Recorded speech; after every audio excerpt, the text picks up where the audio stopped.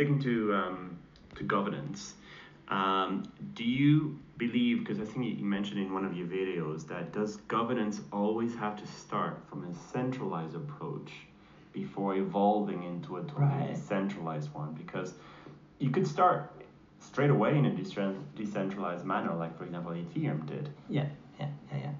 So I think that decentralization question is one of the key questions. So alongside the incentive model that we really need to kind of get right. And there's a spectrum, and it's probably a journey.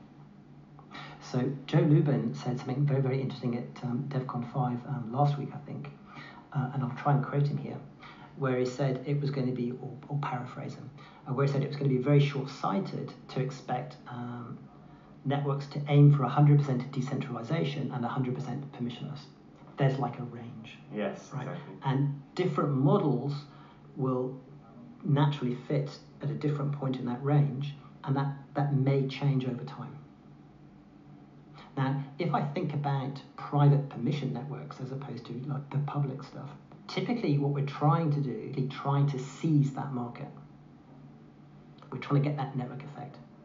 So chances are we need the big players, the big gorillas in the room, chances are onto the network ASAP. So chances are we're starting out quite centralized with probably only a few folks in the room.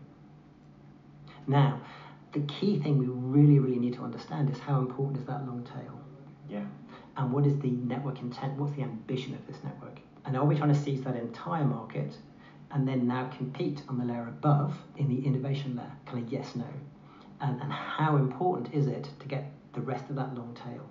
It's interesting because just coming a comment regarding that long tail is, if we just look at the analogy of at the beginning of selling books online, you had Barnes and Nobles, the big market player, and Amazon focusing on the more long tail aspect, and well, we saw what happened. The rest is history.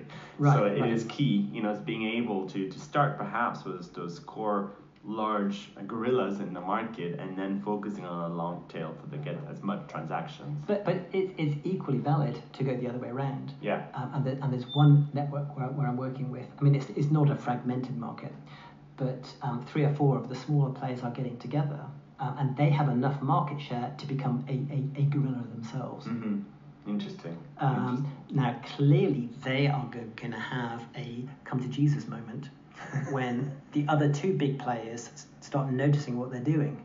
And then you've got kind of 2 situations. Either you have a competitive thing, and they don't have enough market share necessarily where they can be guaranteed to win out on network effects. So you might have killed your business. Yeah. You might have killed your business. Or, how do I leave doors open? How do I leave seats at the table? How do I set up my governance rules and my incentive mechanisms so that the founding fathers can say, well, okay, we're anticipating this is going to happen. Okay, now I may reach out to them, I may let them come to me, but I'm ready for it. Yeah. And this is the deal I'm prepared to offer you. And you may be in the second tier rather than the first tier. I don't know, it depends how powerful they are.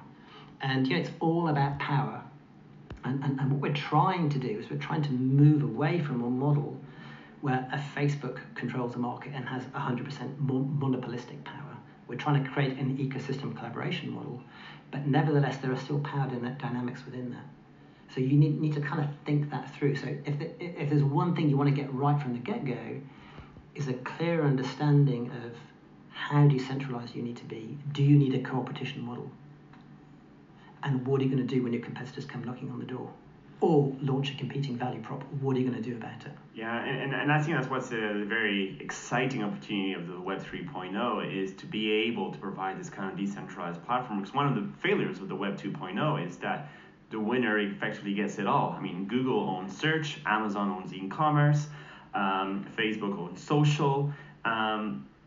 This needs to change, obviously. And I just want to move very rapidly onto the